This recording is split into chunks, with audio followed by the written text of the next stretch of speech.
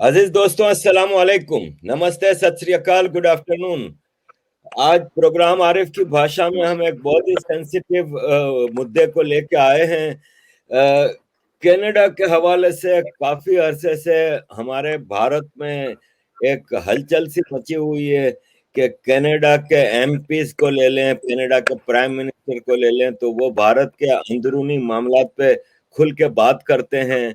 हालांकि मामला कनाडा के अपने अच्छे नहीं हैं। अभी हमने रिसेंट में देखा था कि पाकिस्तान की ह्यूमन राइट्स एक्टिविस्ट करीमा बलोच का कत्ल कनाडा में होता है। कनाडा में भी बहुत सारे मसले हैं और अब खास तौर पे जो भारत की हिंदू कम्युनिटी है कनाडा में जो रहती है, वो एक थ्रेट के माहौल में रह रही है और रोज की बुनियाद पे उनके खिलाफ एक्शन लिए जा रहे हैं। और खौफ का वो माहौल जो कि मुसलमान देशों में होता है, जैसे कि हमारे पाकिस्तान में हर आदमी एक खौफ के माहौल में रहता है, तो यही चीज कनाडा में रहने वाले भारतीयों को, खास तौर पे हिंदू कम्युनिटी को फेस करनी पड़ रही थी। इस हवाले से छोटे मोटे वाकयात भी होते रहे और कैनेडियन हिंदू कम्युनिटी ने अपना रेजेंटमेंट भी शो किया। तो इस हवाले से हमने कोशिश की है कि कुछ कनाडा के हमारे दोस्तों को ऑनलाइन लिया जाए और उनसे सवाल पूछा जाए कि क्या मामला हिंदुस्तानी को समझने में आसानी हो कि कनाडा में क्या हो रहा है। तो इस हवाले से मैं इंट्रोडक्शन कराना चाहूंगा। विनय झा जी हैं, रवि सहरू जी हैं, अमन अटवाल जी हैं, रॉन बनर्जी इज हियर, जिगर पटेल जी हैं, नीमा मनराल जी हैं, सुशील नगर जी हैं और गौरव किशन जी हैं। तो सबसे पहले मैं अपने दोस्तों से रिक्वेस्ट करूंगा कि वन बाय वन अगर वो अपने तौर पर, क्योंकि आप सब कनाडा में रहते हैं, तो कुछ हमें बताइए कि वहाँ पे क्या चीज हो रही है और क्यों इतना फिक्रमंदी का क्या हो रहा है। विनय जी। यहाँ पे जब से ये किसान आंदोलन स्टार्ट हुआ है इंडिया में, तो तब से ये खालिस्तानी लोग क्या कर रहे हैं कि फेसबुक या सोशल मीडिया प्लेटफॉर्म में या ऐसे देख रहे हैं ना, जो भी मतलब कि हिंदू नेशनलिस्ट है या इंडिया के फेवर में बात करता है, इंडिया के फार्म लॉ के बारे में बात करता है, तो उस लोगों को ये खालिस्तानी लोग ये ना डायरेक्ट धमकाने लगे हैं, घर पे अटैक कर रहे हैं, उनके बिजनेस को बाइकआउट करने के बात ही नहीं कर रहे हैं, बिजनेस को बाइकआउट कर रहे हैं by actually spreading message everywhere through social media और इन पर्सन और व्हाट्सएप। और एक सांझा टीवी भी है टोरंटो में, उन लोगों ने भी बहुत इसमें बड़ा रोल उन्होंने अदा किया है कि to spread all these things to boycott all the Hindus business, because ये लोग जो है सारे लोग कोशिश कर रहे हैं कि हिंदू के जो बिजनेसेस है ना उनको सफर हो। तो इनको कोई लेना देना नहीं है, कोई सर्विसेज क्या देता है नहीं देता है, बट हाँ हिंदू को टारगेट कर जो भी हिंदू ने मुंह खोला ये फार्म लॉ के फेवर में, उन लोगों को ये लोग टारगेट कर रहे हैं। ये लोग तो इनफैक्ट मेरे घर पे आकर के अंडे भी मार के गए, अंडे टमाटर ओनियन सब मार के पूरा गंदा कर दिया वो वाले सब। उसके बाद में ये लोग तो करीब 4-5 लोग ही आए थे मेरे घर पे अटैक करने के लिए।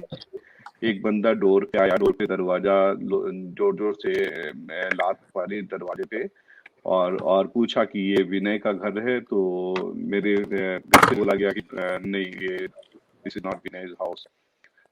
तो उसके बाद में फिर और क्या हुआ कि घर से मेरे फैमिली ने फोटो लिया उसका। तो फोटो लेने के बाद में तब वो लोग फिर डर के उधर से गाड़ी से चिल्लाया किसी ने, भाग करके ना, फिर वो बंदा भाग खड़ा हुआ वहां से। तो ये लोग तो मतलब कि हर तरह से कर रहे हैं कि हिंदू को थ्रेटन कर रहे हैं, सो दैट कि ये लोग मुंह खोलना बंद कर दे। और इनफैक्ट मेरे को मतलब कि टेक्स्ट मैसेज के थ्रू, ईमेल के थ्रू और फोन कॉल के थ्रू गालियां और ये क्या बोलते हैं मारने की धमकी, ये सब ये लोग मतलब कि काफी बार इन लोगों ने दिया। मुझे तो करीब में 10-15 दिन तक तो इवन फोन भी बंद करके रखना पड़ा था, बिकॉज कॉन्टिन्यूसली फोन कॉल आ रहे थे। Almost per day between 70 to 100 calls आ रहे थे। अराउंड 20% तो मतलब कि कॉलर आईडी से वाले आ रहे थे, 80% फोन्स आ रहे थे वो ब्लॉक्ड कॉलर आईडी से, नो कॉलर आईडी से। तो ये सिचुएशन यहाँ पे। और मुझे इन लोगों ने बोला है, मतलब कि टेक्स्ट में काफी बार इन लोगों ने धमकी दिया कि भाई तुम नॉर्थ ईस्ट नहीं आ सकते, तुम्हारे हम बच्चों को बुलिंग करेंगे इसमें, ये स्कूल्स में।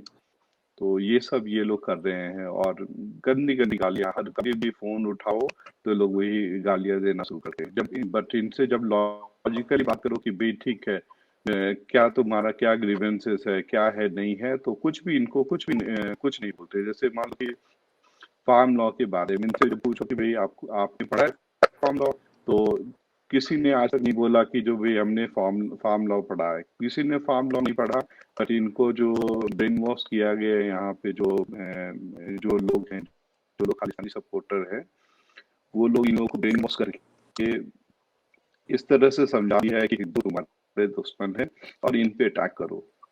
बिना सोचे समझे ये लोग किसी भी हिंदू को किसी भी तरह से फाइंड आउट कर रहे हैं लोग ना, सोशल मीडिया से फाइंड आउट करे, चाहे कोई हिंदू के बारे में बात करे, या कोई फार्म लॉ के बारे में बात करे, या इंडियन गवर्नमेंट के बारे में बात करे, या मोदी के बारे में बात करे, ये लोग उसको टारगेट करना शुरू कर देते हैं। और मतलब कि इतना ही नहीं, ये लोग जैसे हिंदू देवी देवता के बारे में भी गालियां देते हैं और बहुत सारा चीज बोलते हैं, cow dung eater, cow piss eater, ऐसे करके मैंने ये लोग सारे बोलते रहते हैं लोग। Thank you. आपसे मैं कुछ बताएं कि ये जो विनय जी कह रहे हैं कि ये लोग कौन हैं? मैं ये लोग सारे खालिस्तानी सपोर्टर हैं। और अच्छा ठीक है, हाँ बताइए आप। मैं जैसे एक्सपीरियंस विनय झा जो को हुआ है, वैसा ही बहुत बुरा एक्सपीरियंस मुझे भी हुआ है। मैं नीमा मनराल हूँ, बीसी ग्रीन पार्टी की तरफ से मैंने इलेक्शन भी किया था। लोग वैंकूवर में रहते हैं, डेल्टा में मेरा सरी में ऑफिस है। तिरंगा रैली में जब हम शामिल हुए 6 तारीख को शनिवार के दिन, मंगलवार ये घटना हमारे ऑफिस को घेर लिया। नीचे झंडे लेकर आए थे और झंडे थे खालिस्तान।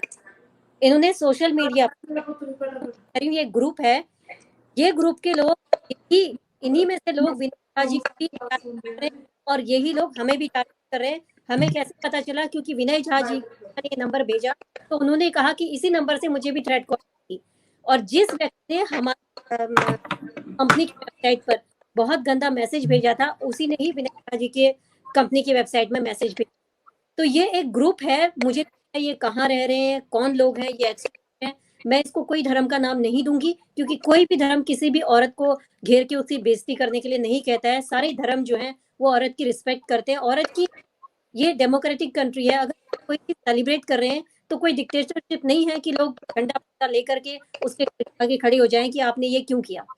जब हम आपको किसी चीज के लिए मना नहीं कर रहे हैं, आप लोग अपनी चीजों को सेलिब्रेट कर रहे हैं, अपने आप एजिटेशन कर रहे हैं, और जो भी कर रहे हैं, अगर हम कोई चीज करते हैं बिना किसी को नुकसान पहुंचाए, तो किसी को भी ये हक नहीं बनता कि वो डिक्टेटरशिप की तरह से लोगों का मॉब लेकर के मेरी गाड़ी का घेराव करे, हमारे ऑफिस का घेराव करे, गंदे गंदे मैसेजेस दे।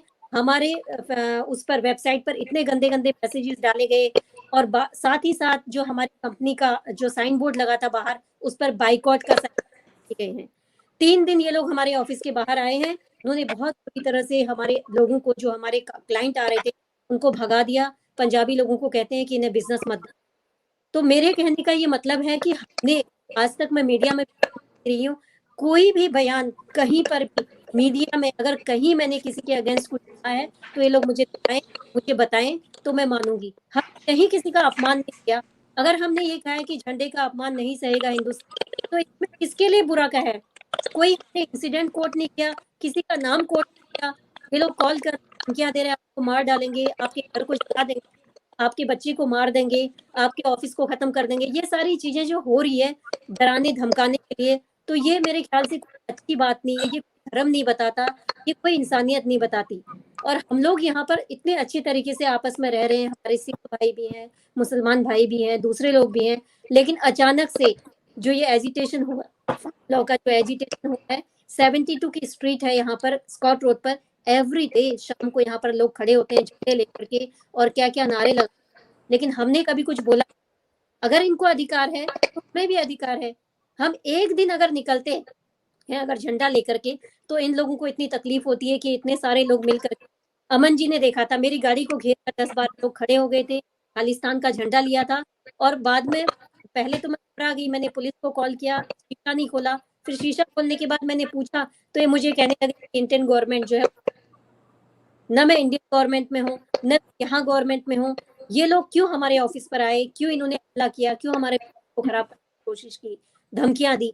तो कहने का मतलब ये है कि इसी तरह चलता रहा तो इंसान इंसान का दुश्मन बन जाएगा, आपस में जो हमारा प्यार मोहब्बत जो चल रहा है वो नहीं चल पाएगा, सबको मुश्किल होगी। तो आज अगर हमने बोलना कर दिया तो इन्हें ये लग रहा है कि बोलने लगे, मेरे ख्याल से हमें पहले से बोलना चाहिए था, और कोई भी अन्याय को सहना अन्याय करने के बराबर होता है। तो हम सभी को मिलकर अन्याय के खिलाफ आवाज उठानी चाहिए, इंसानियत के लिए आवाज उठानी चाहिए। मैं सारे धर्मों को मानती हूँ, किसी कोई धर्म को बेहतरीन नहीं कह रही हूँ कि ये धर्म अच्छा है बुरा है, सबसे बड़ा इंसानियत का धर्म है। अगर हम ये कहते हैं कि किसान लॉ की वजह से, फार्म लॉ की वजह से हम लोग अलग अलग हो गए हैं, तो ये कोई बात नहीं है, डिबेट करें, आपस में बातचीत करें, क्या गलत है क्या सही है। इस तरह से झंडे लेकर के एक दूसरे पर हमला करना ये कोई सिविलाइजेशन नहीं है, ये कोई संस्कृति नहीं, कोई, मैं यही कहूंगी कि हम लोग सब एक और एक मिलकर रहना चाहिए। इन लोगों को, जो ये लोग मुट्ठी भर लोग हैं जो एक कोने में बैठकर सब पर हमला कर, सबके बिजनेस को खराब कर रहे हैं और हिंदुओं को टारगेट कर रहे हैं, तो हम सभी को समझना चाहिए चाल है और इसमें ना फंसे और सबको मिलकर इसका सामना करना चाहिए। तो फ्रीडम ऑफ स्पीच तो सबके लिए होनी चाहिए ना, खाली ये तो नहीं है कि जो भारत के खिलाफ बोले उनको टोटल फ्रीडम हो, लेकिन जो भारत की सपोर्ट में बोले उनके खिलाफ मतलब एक्शन लिए जाए, इस तरह की बदमाशी की जाए। तो लॉ इन्फोर्समेंट एजेंसी का क्या रोल है? वो उससे पूछते हैं कि आप ठीक हो, उन्होंने मुझे कहा कि जब तक आपके ऊपर हमला नहीं होता हम कुछ कर नहीं सकते, और मुझे कहते हैं कि आप अपने फ्रेंड को घर में मूव हो जाओ, अपना फोन नंबर बताओ। मैंने कहा मैं घर मूव नहीं होंगी, आज कह रही हूँ फ्रेंड के घर मूव हो जाओ, कल को कहो देश से मूव हो जाओ, मैं यहीं रहूंगी। अगर आपने रक्षा करनी है तो करो, नहीं करनी तो मत करो, ना मैं फोन नंबर बदलूंगी ना घर बदलूंगी, आपका काम आप करो, मैं अपना काम करूँ। तो मैंने उनको कह दिया था, तो वो कहने लगे ठीक है। मैंने कहा कोविड के टाइम पर आप मुझे कह रहे हो कि दोस्तों के घर में चले जाओ या किसी को अपने घर में बुला लो, मैं क्यों करूं ऐसा? आप उनको क्यों नहीं रोकते जो इतने लोग खड़े हैं कोविड के टाइम पर? जब हम किसी के घर नहीं जा सकते तो क्या इनको अधिकार है सड़कों पर इस तरह खड़े हैं? तो यहाँ पर दोगलापन है। एक तरह तो ये हम लोगों को किसी के घर जाने नहीं देते, फाइन लगा रहे हैं, ऊपर से इतने सारे लोग सड़कों पर खड़े हैं, उनको मना क्यों नहीं करते? I will come to Ron. Do you see Canada becoming Islamic Republic of Canada very soon? Well, I don't know about very soon, but well, it's certainly heading that way, of course. Yeah, that's a known fact. There was some ICRA had put a bill in as a parliament, and the activities are going. It's not a bill; it's a motion. It's M103. Iqra Khalid, she passed a motion called Motion M103. It condemned. The text said it condemned Islamophobia and racism. So it singled out Islamophobia as, a special line item that was mentioned, and the other things were not mentioned. Only Islamophobia and racism as an addition. So yeah, it's absolutely Canada's an absolute mess. The demographics are all screwed up. And, things are only going downhill here. Yeah. So Hindu-phobia can go? Pardon me? Hindu-phobia is allowed then?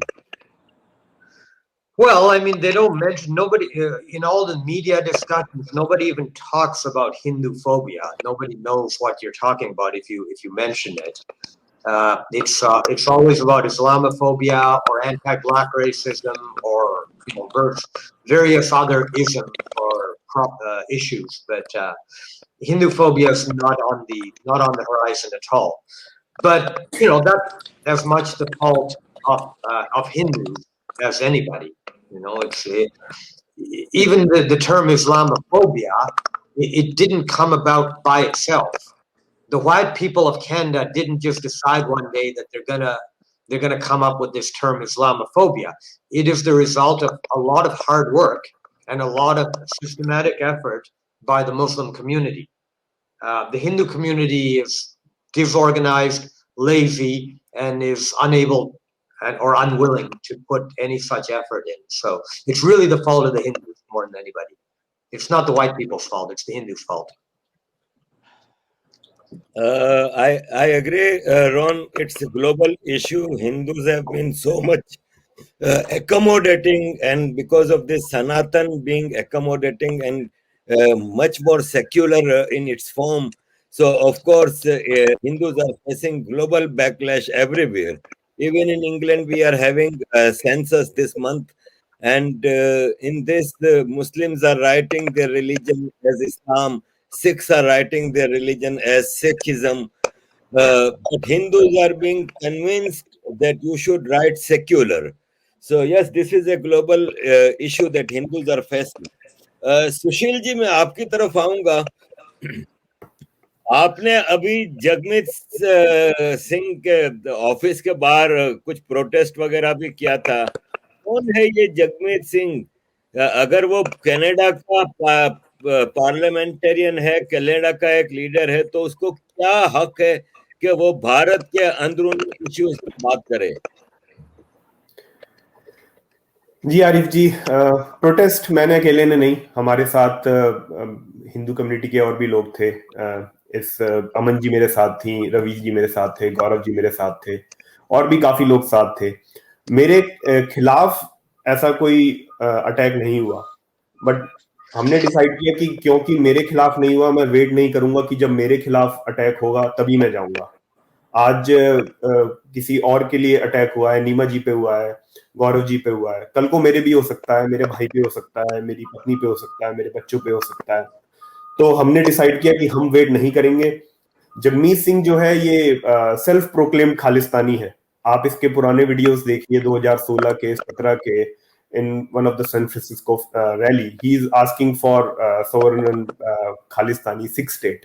और उस बंदे की बातें सुन के India में लगता है कि वो 1984 में ही बैठा हुआ है. और उसके जैसे काफी सारे जो लोग हैं जो कनाडा में पले बड़े हैं, इंडिया में इतना घूमे नहीं है, तो उन सबको ऐसे ही लगता है कि ये फासिस्ट स्टेट है इंडिया, और मोदी नहीं हो गया, औरंगजेब हो गया कि भाई मुझे 10 सरदारों के सर लाओ, मैं तभी खाना खाऊंगा. ऐसे प्रोपागेंडा चल रहे हैं. तो तभी आपको ये हेट्रेड मिलती है, तभी आपको मिलता है कि ये जो कुछ खालिस्तानी लोग हैं ये बड़ी जल्दी एजिटेटेड हो जाते हैं, और ये लोगों को अब बुली किया इन्होंने.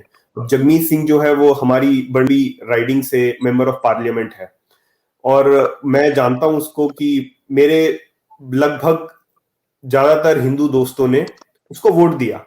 और हमारी तब बात हो रही थी जब इलेक्शन के टाइम पे कि भाई ये बंदा जो है ये खालिस्तानी सिंपैथाइजर है, पर इसको वोट दें या ना दें.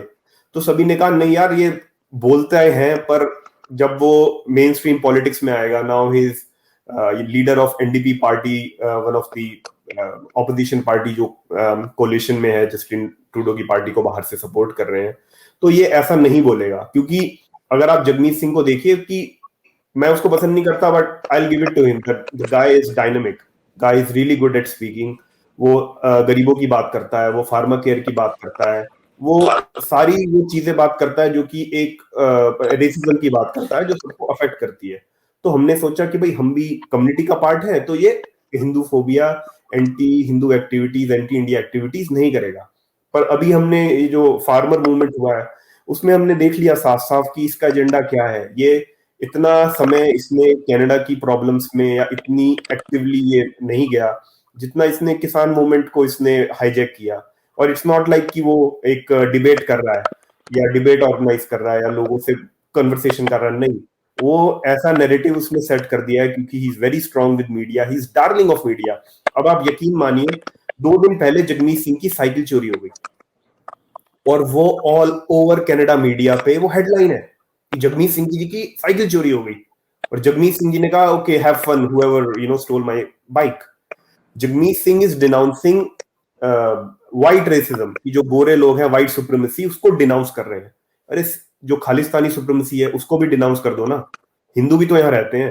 तो जगमीत सिंह की साइकिल पे बात हो रही है, उनके पास टाइम है। अब मैं बताऊं, मैं कनाडा ऑलमोस्ट 10 साल से रह रहा हूं, मेरे साथ एक बार भी इंस्टेंस नहीं हुआ कि किसी गोरे बंदे ने मेरे साथ रेसिज्म किया हो या मेरे किसी दोस्त के साथ कुछ रेसिज्म किया हो। कभी गोरे यहाँ पे आराम से प्यार से ढंग से रहते हैं। हमें किसने बुली किया? हमें बुली किया यहाँ पे खालिस्तानियों ने। ये बोलते हैं कि गौमूत्र पी लो, गांव का गोबर खा लो, और ये जो सुप्रीमेसी की हम एक भगवान में मानते हैं, तुम मूर्ति को पूजा करते हो। तो ये सीए प्रोटेस्ट में भी इन्होंने हमें बुली किया, पर किसान प्रोटेस्ट में तो हद ही पार हो गई। सिखों में और हिंदुओं में जो डिवाइड है मैंने कभी इतना नहीं देखा। हम इंडिया में रहते थे, हम सोच भी नहीं सकते थे कि सिख भाई और हिंदू भाई आपस में लड़ेंगे। काफी लोगों की दोस्तियां टूटी हैं, काफी कोवर्कर्स के बीच में डिफरेंसेस आए हैं और डिवाइड इतना बढ़ गया है कि जगमीत सिंह को स्टैंड लेना पड़ेगा कि भाई या तो तू खालिस्तान का प्रधानमंत्री बन जा या तू मेंबर ऑफ पार्लियामेंट की तरह एक्ट कर। You are a Canadian politician. Your first job is to protect Canadians, and we are Hindus of Canada, and you should make a statement. He hasn't done it yet, but we will continue pressure on him कि उसको बोलना ही पड़ेगा। अच्छा, अगर हम बात करें ये फार्मर्स लॉ की, तो जो 3 क्लॉज के ऊपर ये सो कॉल्ड प्रोटेस्ट चल रहे हैं, ये क्लॉज तो वेस्ट के सारे कंट्रीज में इम्प्लीमेंटेड हैं। इनके यहाँ तो वो सारी चीजें हैं। तो आप में से कोई बताएगा कि फिर ये लोग भारत में क्यों मुखालफत कर रहे हैं? जैसे ग्रेटा स्वीडिश मेंबर, वो जो है क्लाइमेट एक्टिविस्ट, वो कह रही है कि ये चीजें प्राइवेट कॉर्पोरेट को इन्वॉल्व ना करें, ये वो, जबकि स्वीडन की सारी farming private sector corporate sector के हवाले है। तो ये मुखालफत वेस्ट में क्यों हो रही है, खासतौर पे कनाडा में? सर उसका आप बोलेंगे रवि जी? आप बोल लीजिए, मैं थोड़ा सा लंबा बोलूंगा बाद में, पहले आप कर लीजिए कंप्लीट। मैं उसका यही बोलूंगा कि जी कनाडा में और वेस्ट में लेफ्ट लीनिंग पॉलिटिक्स बहुत ज्यादा हावी है आज की डेट में। तो लोग बातें करते हैं, जैसे अमेरिका में बात चल रही है मिनिमम वेज बढ़ाने की, कि $15 मिनिमम वेज होनी चाहिए। कनाडा में भी हमें पता है कि अमीर और गरीब के बीच में जो डिफरेंस है वो बहुत ज्यादा बड़ा है और उसमें कोई दो राय नहीं है। तो ऑब्वियसली जो कॉर्पोरेट सेक्टर है वो एक विलेन की तरह प्रोजेक्ट किया गया है वेस्ट में। और जो यहाँ पर जो लोग हैं जो कि आईफोन 12 रखते हैं, महंगी गाड़ियां पहनते हैं, मतलब गाड़ियां घुमाते हैं, महंगे कपड़े पहनते हैं, गुची के, प्रादा के, so these are all product of capitalism. But somehow जो लेफ्ट लीनिंग पॉलिटिक्स है उसने कॉर्पोरेशंस को, प्राइवेट सेक्टर को इविल बना दिया है और मिनिमम वेज की बात करते हैं कि मिनिमम सपोर्ट प्राइस ये खत्म कर रहे हैं तो मिनिमम वेज नहीं रहेगी। तो ये तो सरासर प्रोपेगेंडा है, क्योंकि हमें पता है पंजाब की धरती कितनी जहरीली हो गई है, वहां पे वाटर टेबल कितनी डाउन हो गई है। तो अगर तुम क्लाइमेट एक्टिविस्ट हो तो you will support that bill, you will support कि यार ये जो लेजी फार्मिंग है जिससे पंजाब की खेती बर्बाद हो गई है, आप लेजी फार्मिंग है, यहाँ पे पता है कितना पैसा मिल जाएगा और आड़तियों की साठगांठ है, और किस तरीके से जो गरीब किसान है, हर साल 10,000 बंदा भूखा मर रहा था इंडिया में, किसान आत्महत्या कर रहे थे, और ये लोग चाहते हैं कि यही लॉ कंटिन्यू रहे। तो प्रोपोगेंडा चल रहा है क्योंकि एक एजम्पशन है कि ये मिनिमम सपोर्ट प्राइस खत्म कर देंगे और लोग भूखे मरेंगे और सब कुछ ये अडानी अंबानी कॉर्पोरेशंस हावी मतलब टेक ओवर कर लेंगे। तो सारा एजम्पशन है, प्रोपोगेंडा है। डिबेट कोई नहीं करना चाहता। मैं 1000 से 1200 लोग मेरे फेसबुक पे फ्रेंड थे, मैंने कईयों को आमंत्रित किया कि भाई तुमने जीना हराम कर दिया हमारा, रोज किसान, आओ मेरे से बात करो, आई वॉन्ट टू नो कि इसमें ऐसा क्या गलत है, क्योंकि मुझे तो नहीं लगता इसमें कुछ गलत है, तो मुझे दिखाओ। But nobody wants to talk. बस तुम गोदी मीडिया हो, तुम मोदी के कुत्ते हो, तुम ये हो, तुम वो हो, बात नहीं करनी, बस गालियां देनी है। And no farmer no farmer. यहाँ पे मैं एक चीज ऐड करना चाहूंगा कि ये लोग, पहली बात है कि इन लोगों ने, किसी ने भी फार्म लॉ पढ़ा नहीं है। हाँ, मैंने भी कई मतलब कि पब्लिकली पोस्ट किया कि भाई मेरे पास फार्म लॉ है, अगर किसी को चाहिए मैं देता हूँ, और मुझे बता दो कि कहाँ पे इसमें कुछ ऐसा है जो फार्मर के अगेंस्ट में है। तो कोई भी सामने नहीं आया, कोई भी नहीं उसके बोला कि मैंने फार्म लॉ पढ़ा है।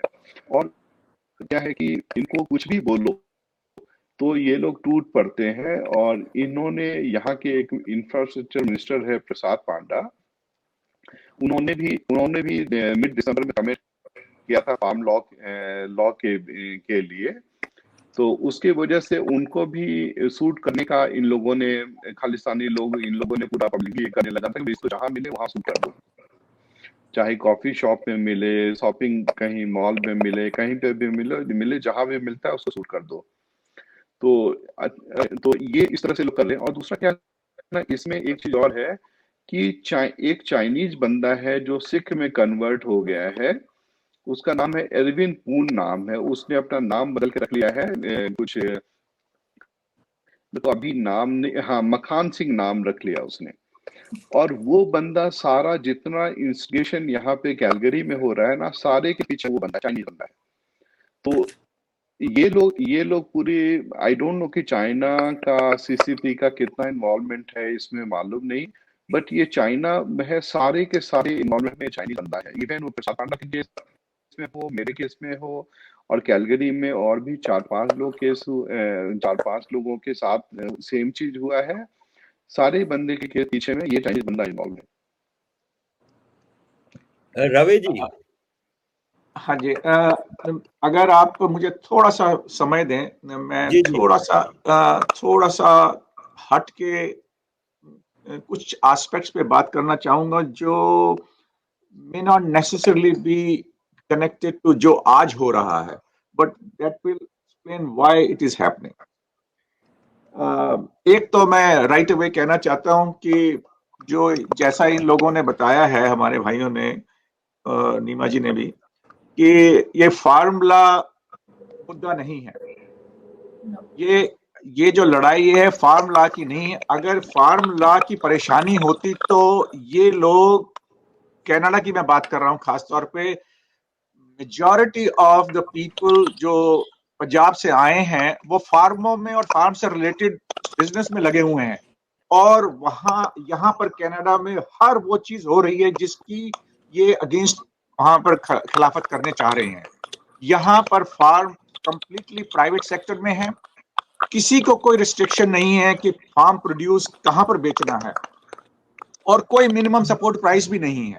तो ये जो ये प्रोपेगेंडा है, this is just a propaganda कि ये फार्मूला, ये it is easy stick to beat Indian nation with. इन्होंने एक मुद्दा बना लिया है, उसको नरेशन ऐसा दे दिया है कि ये ह्यूमन राइट्स है, क्योंकि जो गोरे लोग हैं या जो वो लोग जो ज्यादा जानकारी नहीं रखते हैं, उनके लिए ये कैच वर्ड्स बहुत आसान हैं और उनको बहुत जल्दी आसानी से अपनी तरफ कर लेना आसान है। इंक्लूडिंग जो ग्रेटा है, अगर वो थोड़ी सी पढ़ी लिखी होती और अगर उसने वो थोड़ा सा लॉज को पढ़ा होता, तो जैसे इन्होंने बताया है, सुशील जी ने बताया है, कोई भी व्यक्ति जरा थोड़ी भी जानकारी रखता तो पंजाब की agriculture has become so anti climate process.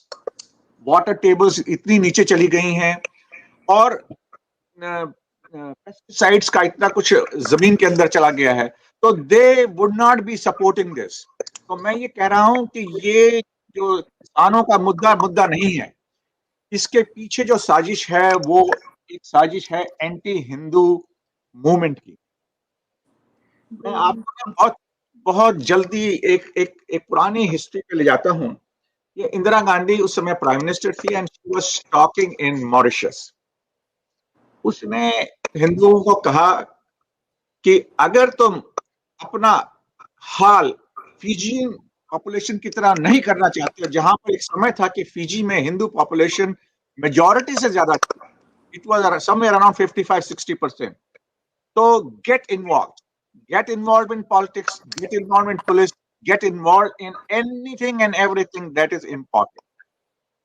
और फिजी में उन्होंने नहीं किया, तो अल्टीमेटली जो वहां की जो नेटिव पॉपुलेशन थी, जो माइनॉरिटी में थी, उन्होंने पुलिस की मदद से, मिलिट्री की मदद से हिंदुओं को दबाया, और रेस्ट वी नो हिस्ट्री कि हिंदू वहां से फिर मजबूर हुए भागने के लिए।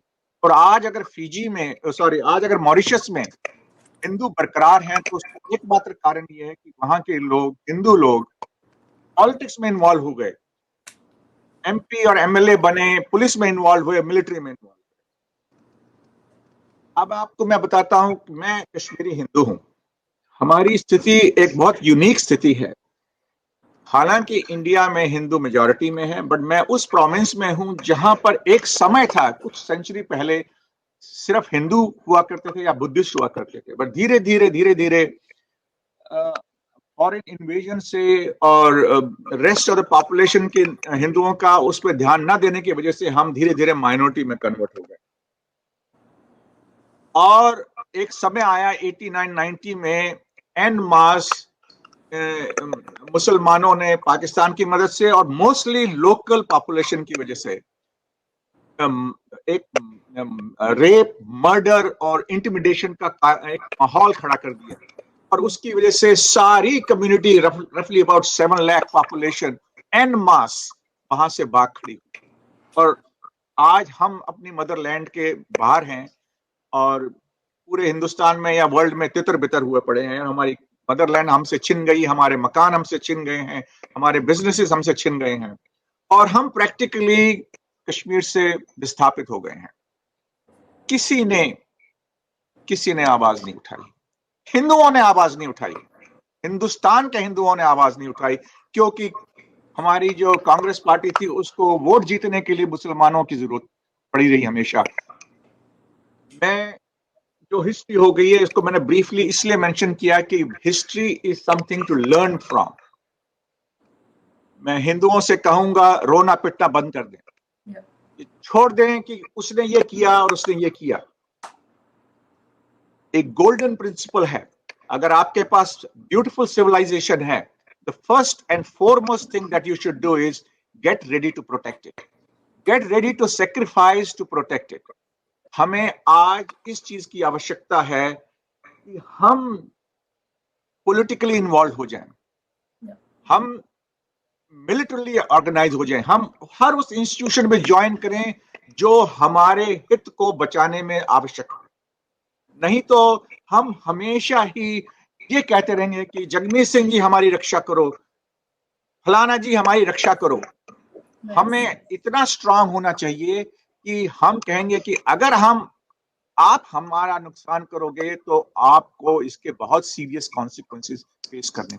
मैं आज ये सुनकर मैं अचंभित नहीं हुआ हूं, बट दुखी जरूर हुआ, जैसे रॉन ने बताया कि पीसफुल रैली हिंदू कर रहे हैं, वो लार्जर नंबर में हैं, और हैंडफुल ऑफ खालिस्तानीज उनको रोके बैठे हैं, और हम वहां बैठे हैं चुपचाप।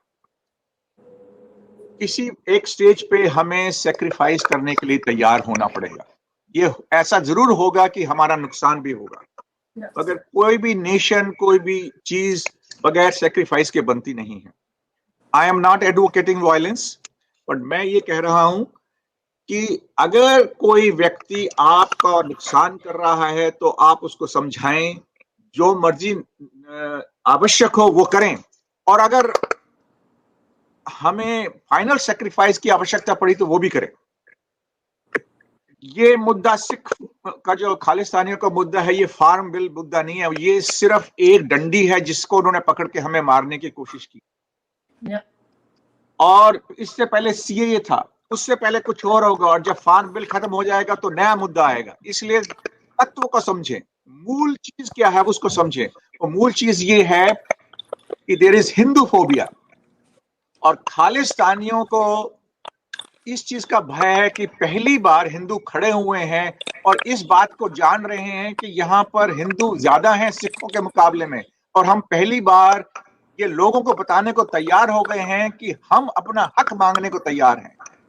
हम ये चीज, मुझे खुद, हालांकि मैं इस कंट्री में 30 साल से हूं, मुझे खुद करीब सिर्फ 1 साल पहले पता चली कि यहाँ पर हिंदू सिखों के मुकाबले में ज्यादा संख्या में है, मगर हमारे एमएलए और एमपी गिनने में मुश्किल से 1 है, जबकि इनके कम से कम 16-17 टाइम्स हमारे हैं। और जो मेन स्ट्रीम पॉपुलेशन है उनको पता ही नहीं है, उनको इस चीज का ज्ञान ही नहीं है कि हिंदू भी कोई है यहाँ पर, और जो कि बहुत महत्वपूर्ण अदा कर रहे हैं यहाँ पर रोल। हम लोग, ये जरूरी है कि हम अपना बिजनेस में करें, बच्चों को पढ़ाएं, ये सब चीजें बहुत जरूरी हैं। And I am very happy कि average Hindu is a very good citizen. हमने अपने बच्चों को पढ़ाया है, उनको वैल्यू सिस्टम दिया है, उनको इंडिपेंडेंट इकोनॉमिकली बनाया है। मगर जितना मर्जी अच्छा हम अपने पास रखें, अगर हम उसकी रक्षा नहीं कर सकते हैं तो एक समय आएगा कि हम सब गवा देंगे। इसलिए मेरी बार बार अपने हिंदू भाइयों और बहनों से ये है राय है, मुझे पता है हर आदमी इतना दिलेर नहीं हो सकता है, हम जितना मर्जी कर सकते हैं, कुछ धन से, कुछ मन से, कुछ तन से, जितना कर सकते हैं मिलकर इस मुसीबत का सामना करें, भागे नहीं इससे। क्योंकि अगर हम भागेंगे तो हमारा अस्तित्व धीरे धीरे खत्म हो जाएगा। जैसे आज कश्मीर में हिंदुओं का खत्म हो गया, वो कश्मीर ऋषि कश्यप ने बनाया था, जो हिंदू ऋषि थे। आज वहां पर कश्मीरी हिंदू गायब हो गए हैं। तो ऐसा ना हो कि हम कनाडा में भी हिंदू गायब हो जाएं या मजबूर हो जाएं, या हिंदुस्तान में भी हिंदू गायब हो जाएं या मजबूर हो जाएं। धन्यवाद। सही कहा रवि जी, नॉन वायलेंस बहुत अच्छी चीज है, लेकिन not at the cost of self defence. अपना सेल्फ डिफेंस करने का तो दुनिया का हर कानून, दुनिया का हर धर्म इजाजत देता है। तो नॉन वायलेंस उस वक्त तक अच्छी चीज है जब तक आपके राइट्स कोई न छीन जाए। या अब एक मिसाल है, मेरे घर में घुस के कोई मेरे बच्चों को मारे और मैं अगर नॉन वायलेंस बजाता रहूं तो ये गलत है। आपकी बात बिल्कुल दुरुस्त है। Violence is not good, we never promote violence, लेकिन self defence is very important. Aman ji, मैं आपकी तरफ आऊंगा। खालिस्तान एक मूवमेंट है।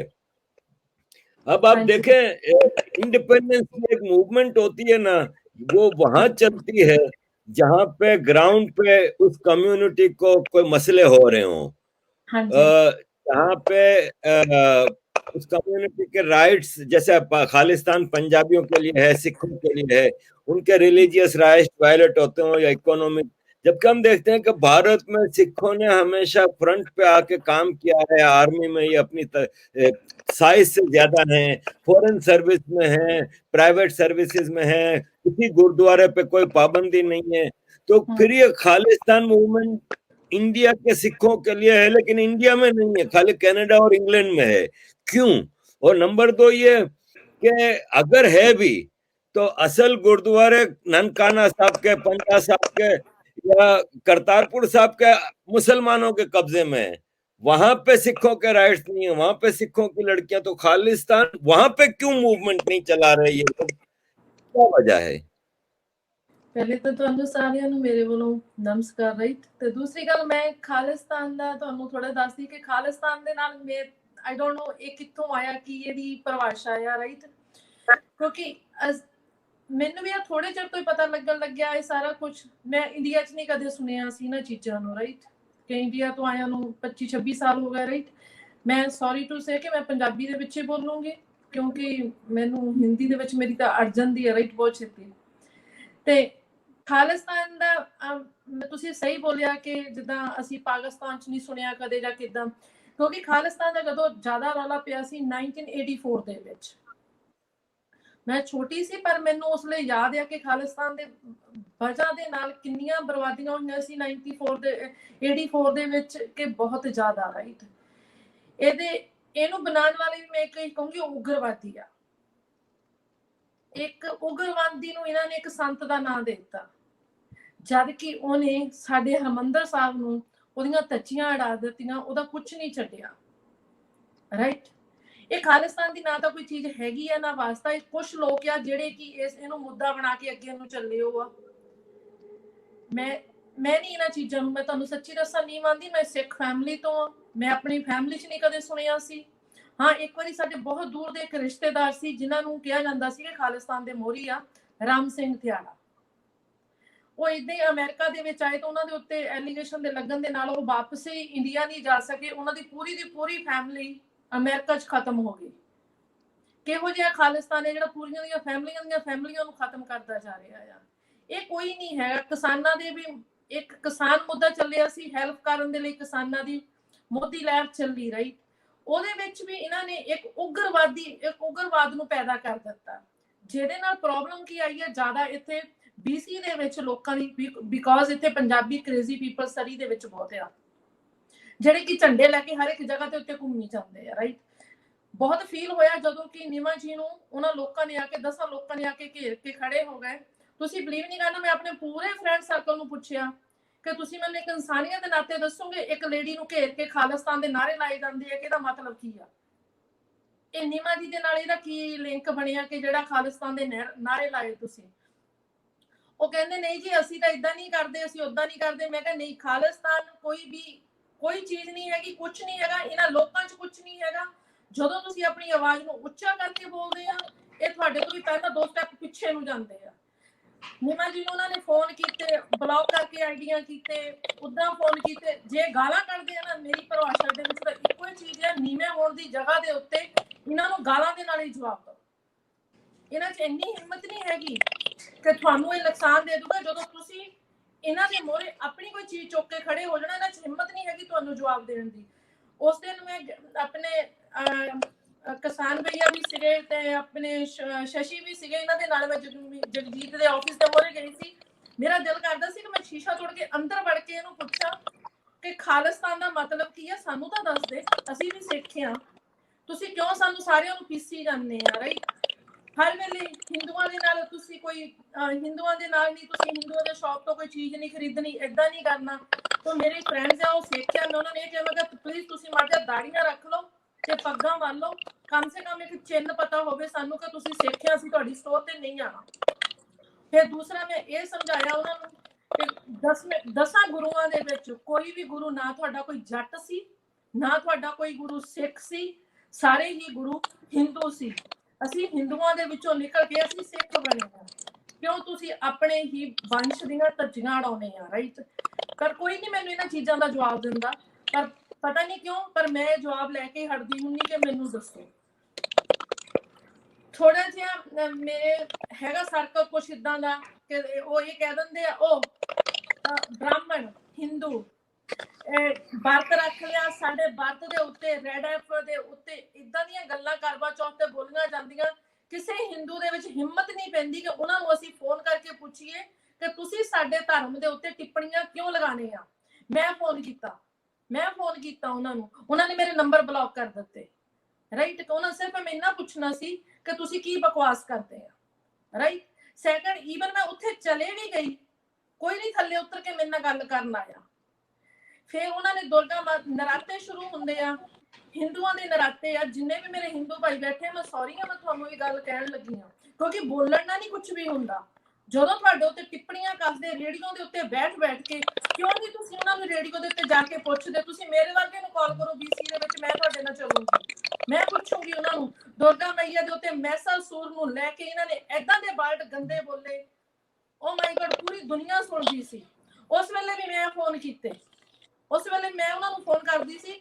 ਮੇਰੀ ਇੰਨੀ ਜ਼ਿਆਦਾ ਉਸ ਭਾਈ ਨਾਲ ਲੜਾਈ ਹੋਈ, ਤੁਸੀਂ ਮੇਰੇ ਹਸਬੰਡ ਨੂੰ ਪੁੱਛਿਓ, ਉਹਨਾਂ ਨੇ ਮੇਰੇ ਫੇਰ ਦੁਬਾਰਾ ਨੰਬਰ ਬਲੌਕ ਕਰ ਦਿੱਤੇ। क्यों नहीं असी बोलते?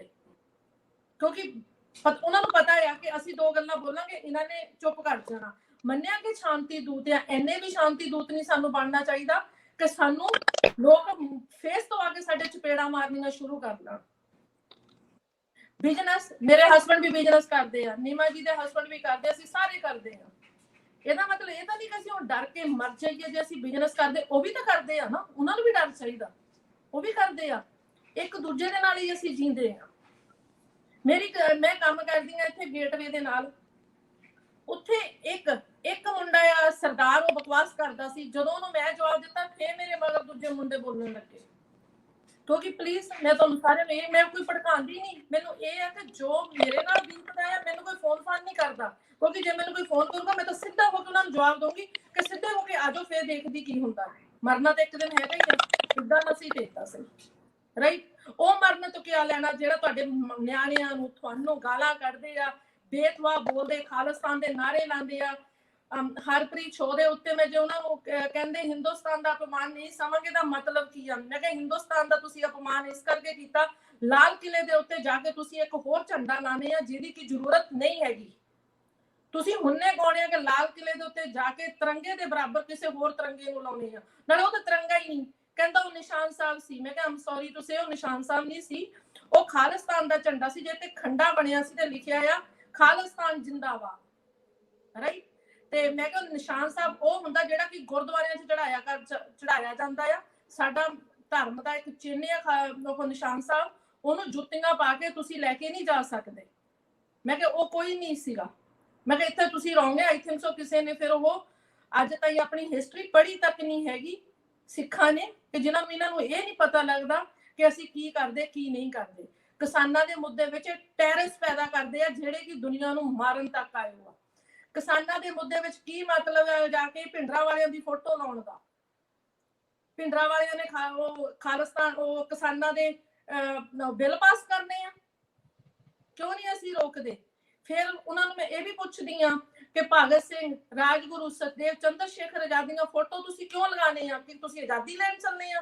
ਤੁਸੀਂ ਸਿਰਫ ਆਪਣੇ ਇੱਕ ਮੁੱਦੇ ਤੇ ਗੱਲ ਕਰਨ ਚੱਲੇ ਆ, ਨਾ ਕਿ ਕੋਈ ਆਜ਼ਾਦੀ ਲੈਣ ਚੱਲੇ ਆ, ਨਾ ਕਿ ਟੈਰਰਿਸਟ ਭਿੰਡਰਾਂ ਵਾਲੇ ਦੀ ਫੋਟੋ ਲਾ ਕੇ ਜਾਣ ਦਾ ਮਤਲਬ ਆ, ਕਿਉਂਕਿ ਅਸੀਂ ਰੋਕਦੇ ਨਹੀਂ।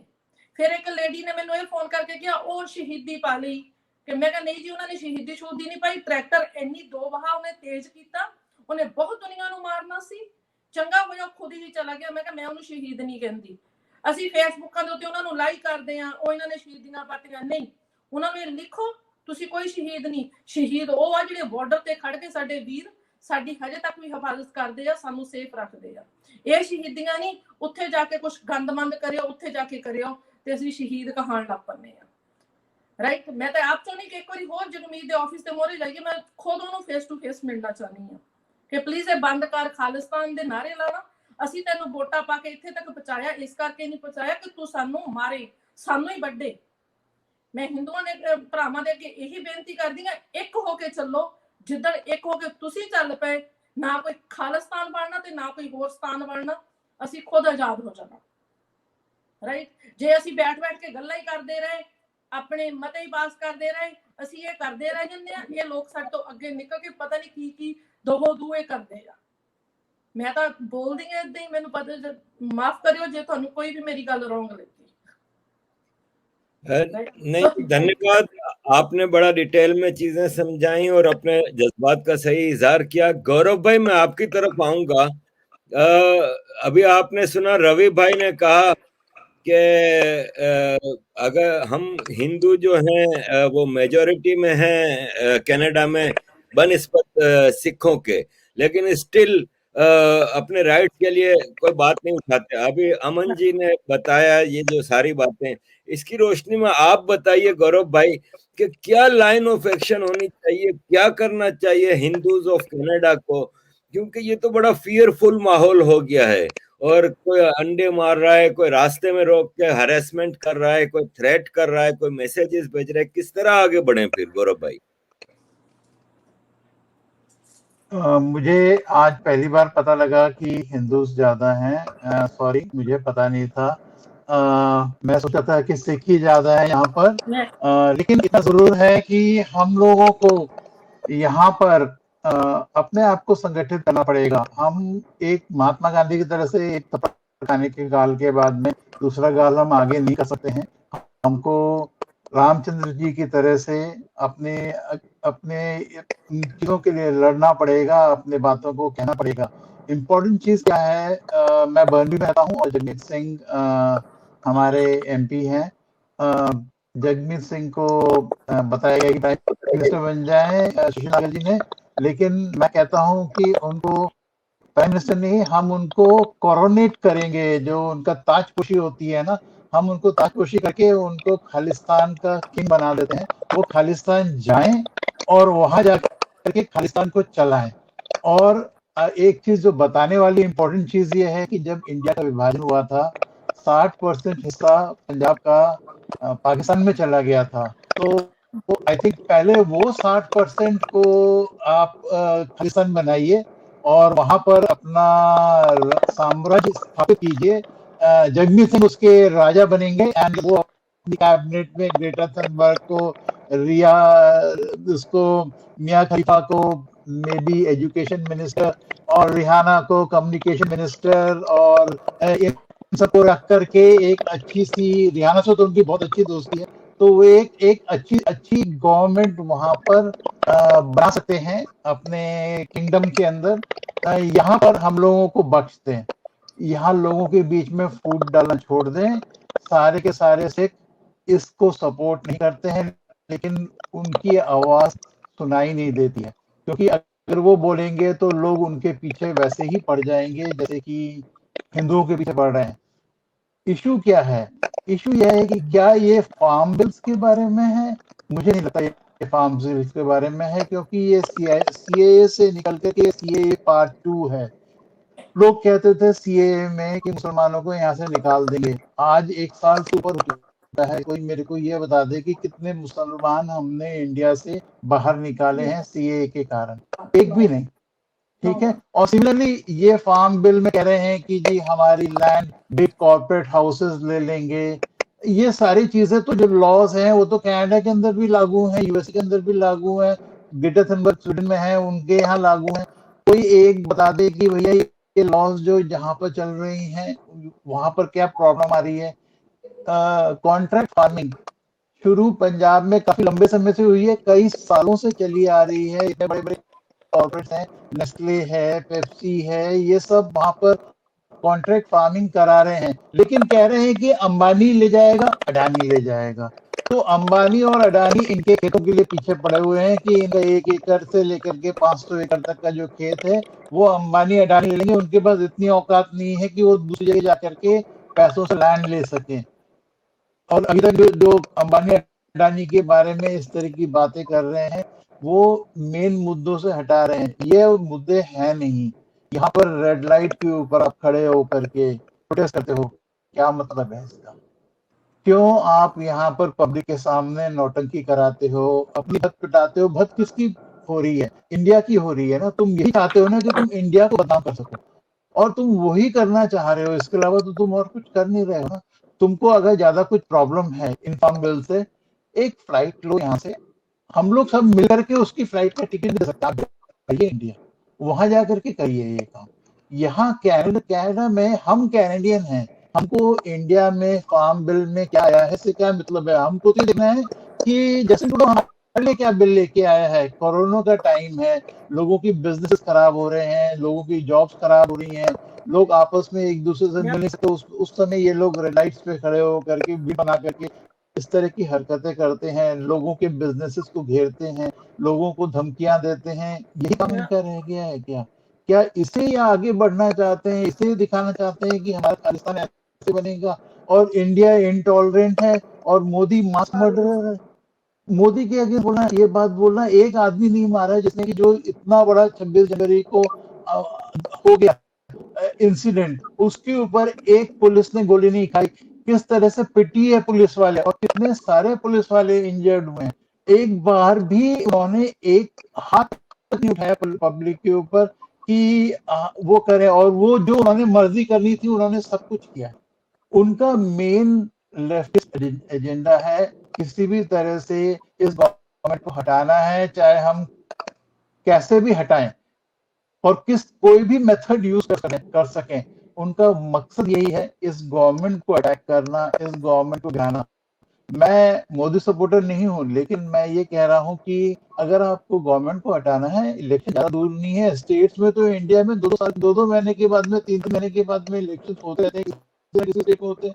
आप जाइए वहां पर जाकर के अपने आप को इलेक्ट करिए, और जाकर के आपको जो लॉ चेंज करनी है वो चेंज कर दीजिए। अगर आपको इन लॉज के बारे में भी प्रॉब्लम है, अब सुप्रीम कोर्ट ने कहा कि हम 3 करते हैं, आप जाते हैं कि वहां पर अपना ऑब्जेक्शन रख दीजिए, तो कहते हैं कि नहीं, सुप्रीम कोर्ट के जो टीम्स हैं हम उनसे बात नहीं करेंगे, हम गवर्नमेंट से बात करेंगे। और जब गवर्नमेंट के पास बात करने जाते हैं, एक्चुअल में जब ये लोग बात करने गए, इतने राउंड्स की टॉक हो गई है, ये वहां पर मुंह फेर के खड़े हो जाते हैं। जो गवर्नमेंट बोलती रहती है, वन साइड मोनोलॉग होता है उनकी तरफ से, एक है कि ये तीनों लॉस वापस। एंड मेरे को पता है कि अगर ये गवर्नमेंट तीनों लॉस वापस भी ले लेगी, इनका एजेंडा लॉस का नहीं है, इनको प्रॉब्लम लॉस नहीं है, इनको तो प्रॉब्लम इनकी दूसरी है जो कि इनका खालिस्तान एंगल है, और इसके अलावा और भी जो चीजें हैं जो कि एंटी गवर्नमेंट जो एस्टैब्लिशमेंट है और उन सब के अगेंस्ट है। तो ये लोग सारा का सारा अपना एजेंडा अपने ढंग से चला रहे हैं। अब हमको क्या करना है? एज ए हिंदू हम सफर कर रहे हैं यहाँ पर, और हमको पता है कि हम सफर कर रहे हैं। हमको एटलीस्ट आपस में एक दूसरे से सपोर्ट लेनी पड़ेगी, एंड हमको एटलीस्ट अपना मुंह खोलना पड़ेगा जो आज तक मुंह बंद था। और रवि भाई ने एकदम सही बात की, जो कश्मीर में जो हुआ है वो हमारे चुप रहने के कारण हुआ है। जहाँ 80% आबादी हिंदू की है, वहां पर कश्मीरियों को किस तरह से निकाला गया, चावल के उसमें उनको गोली मार दी गई और फिर उनसे कहा गया चावल खाओ। ये इस तरह की हरकतें वहां पर कश्मीर में हुई है। मैं कश्मीर में, मेरा बहुत पुराना संबंध रहा है, मैं फ्रेंड के साथ में काफी जाता रहा हूँ, मैंने तो वहां की चीजें देखी हैं। तो ये चीजें हमारे चुप रहने के कारण हुई है। हमको अपना मुंह खोलना पड़ेगा, हमारे लोगों को गवर्नमेंट में आना पड़ेगा, हमारे लोगों को अपने आपको स्टैब्लिश करना पड़ेगा। और जब तक ये नहीं होगा तब तक कोई आपको मतलब परेशान कर सकता है। और इस तरह के मुद्दे तो बिना बात के जो कि चल रहे हैं वो एकदम खत्म हो जाने चाहिए। सेकंड, एक और इम्पोर्टेंट चीज मैं आपको बताना चाहता हूँ कि यहाँ के स्कूल्स के अंदर खालिस्तान और फार्मर्स के बारे में बच्चों को पढ़ाया जा रहा है। ये किस तरह की क्रॉप क्रिएट करना चाह रहे हैं यहाँ पर, और किस तरह की चीजें क्रिएट करना चाह रहे हैं, ये बहुत ही खराब है। और हम देखना चाहेंगे कि ये चीजें यहाँ पर स्टॉप हो। हमको जाके फाइट करना पड़ेगा, और हमको हर तरह के बलिदान देने पड़ेगा। एकदम सही बात कही, हमको हर तरह के बलिदान देने पड़ेंगे, और इसमें कुछ लोगों का बहुत नुकसान भी हो सकता है, लेकिन हम लोगों को एटलीस्ट काम एकत्रित होकर ये संगठित होकर ये काम करना। गौरव भैया की बात से मैं सहमत हूँ। राइट भैया, जो तुसी बोलिया बिल्कुल सही बोलिया। मेरी फ्रेंड से आए थे, ਉਹਨਾਂ ਦੇ ਉਹ ਬ੍ਰਾਹਮਣ ਫੈਮਿਲੀ ਤੋਂ ਆ ਸ਼ਰਮਾ। ਉਹਨਾਂ ਦੀ ਫੈਮਿਲੀ ਚੋਂ 8 ਬੱਚੇ ਦਸ਼ਮੇਸ਼ ਸਕੂਲ ਪੜਨ ਜਾਂਦੇ ਆ, ਜਿਹੜਾ ਕਿ ਆਪਣੇ ਸਿੱਖਾਂ ਦਾ ਸਕੂਲ ਆ। ਉਹਨਾਂ ਨੂੰ ਜਦੋਂ ਮੈਂ ਕੁਐਸਚਨ ਕੀਤਾ ਕਿ ਤੁਸੀਂ ਬਾਈ ਇਹਨਾਂ ਨੂੰ ਦਸ਼ਮੇਸ਼ ਸਕੂਲ ਕਿਉਂ ਭੇਜਦੇ ਆ, ਤੇ ਉਹਨਾਂ ਨੇ ਮੈਨੂੰ ਇਹ ਕਿਹਾ ਕਿ ਸਾਡੇ ਹਿੰਦੂਆਂ ਦਾ ਕੋਈ ਸਕੂਲ ਹੀ ਹੈ ਨਹੀਂ ਕਿ ਅਸੀਂ ਆਪਣੇ ਨਿਆਣਿਆਂ ਨੂੰ ਕਿੱਥੇ ਭੇਜੀਏ। ਉਹਨਾਂ ਦੇ ਉਹ ਫੈਮਿਲੀ ਦੇ 10 ਬੱਚੇ ਜੋ ਕੁਛ ਉੱਥੇ ਦਸ਼ਮੇਸ਼ ਸਕੂਲ ਚੋਂ ਸਿਖਾਉਂਦੇ ਆ ਨਾ, ਉਹ ਬਿਲਕੁਲ ਉਹੀ ਉਸੇ ਲਾਈਨ ਤੇ ਚੱਲ ਰਹੇ ਆ ਕਿ ਹਿੰਦੂ ਉਹਨਾਂ ਨੂੰ ਕੁਛ ਨਹੀਂ ਪਤਾ ਭੋਲੇ ਸ਼ੰਕਰ ਕੀ ਆ, ਮਾਤਾ ਜੀ ਕੀ ਆ, ਜਾਂ ਕੁਛ ਵੀ ਕੀ ਆ। ਉਹਨਾਂ ਨੂੰ ਸਿਰਫ ਇਹ ਪਤਾ ਬਾਬਾ ਨਾਨਕ ਤੋਂ ਤੇ ਗੁਰੂ ਗੋਬਿੰਦ ਸਿੰਘ ਜੀ ਤੱਕ ਪਤਾ ਆ, ਹੋਰ ਉਹਨਾਂ ਨਿਆਣਿਆਂ ਨੂੰ ਕੁਛ ਨਹੀਂ ਪਤਾ। ਜਦ ਵੀ ਉਹਨਾਂ ਦੇ ਘਰ ਜਾਂਦੀ ਆ, ਉਹ ਹਮੇਸ਼ਾ ਨਹੀਂ, ਪਰਮਾਤਮਾ ਦਾ ਨਾਂ ਤਾਂ ਇੱਕੋ ਹੀ ਆ। ਰਾਈਟ, ਪਰ ਮੇਰੇ ਕਹਿਣ ਦਾ ਮਤਲਬ ਇਹ ਆ ਕਿ ਉਹਨਾਂ ਨੂੰ ਇਹ ਪਤਾ ਹੀ ਨਹੀਂ ਕਿ ਮੰਦਿਰ ਵੀ ਕੋਈ ਚੀਜ਼ ਆ। ਉਹ 10 ਹੀ ਨਿਆਣੇ ਵਿੱਚ ਉਹਨਾਂ ਦੇ ਭਰਾ ਦੇ, ਮੇਰੀ ਫਰੈਂਡ ਦੇ, ਸਾਰੇ ਜਾਣੇ ਸੁਖਮਨੀ ਸਾਹਿਬ ਦਾ ਪਾਠ ਪੜ੍ਹਦੇ ਆ। ਉਹਨਾਂ ਦੀ ਜਿਹੜੀ ਲੈਂਗੁਏਜ ਆ ਨਾ, ਗੱਲ ਕਰਨ ਦੀ ਅਦਰ ਵੇ ਆ। ਮੈਂ ਉਹਨਾਂ ਦੇ ਘਰ ਗਈ ਤੇ ਗੁੜੀਆ ਕਹਿੰਦੀ ਸਤਿ ਸ੍ਰੀ ਅਕਾਲ, ਮੈਨੂੰ ਥੋੜੀ ਆਦਤ ਆ। ਮੈਂ ਕਿਹਾ ਨਹੀਂ, ਮੈਂ ਕਿਹਾ ਪੁੱਤ ਜੈ ਮਾਤਾ ਦੀ। ਰਹੀ ਕਹਿੰਦੀ ਇਹ ਕੀ ਹੁੰਦਾ ਆ। ਮੈਂ ਖੁਦ ਹੈਰਾਨ ਸੀ ਇਸ ਚੀਜ਼ ਤੋਂ। ਮੈਂ ਆਪਣੀ ਫਰੈਂਡ ਨੂੰ ਪੁੱਛਿਆ, ਮੈਂ ਤੂੰ ਸਿਖਾਉਂਦੀ ਨਹੀਂ? ਕਹਿੰਦੀ ਅਮਰ ਮੈਂ ਜਿੰਨਾ ਮਰਜ਼ੀ ਸਿਖਾ ਲਵਾਂ, ਇਹ ਇਸੇ ਚੀਜ਼ ਤੇ ਅਟਲ ਰਹਿੰਦੀ ਆ।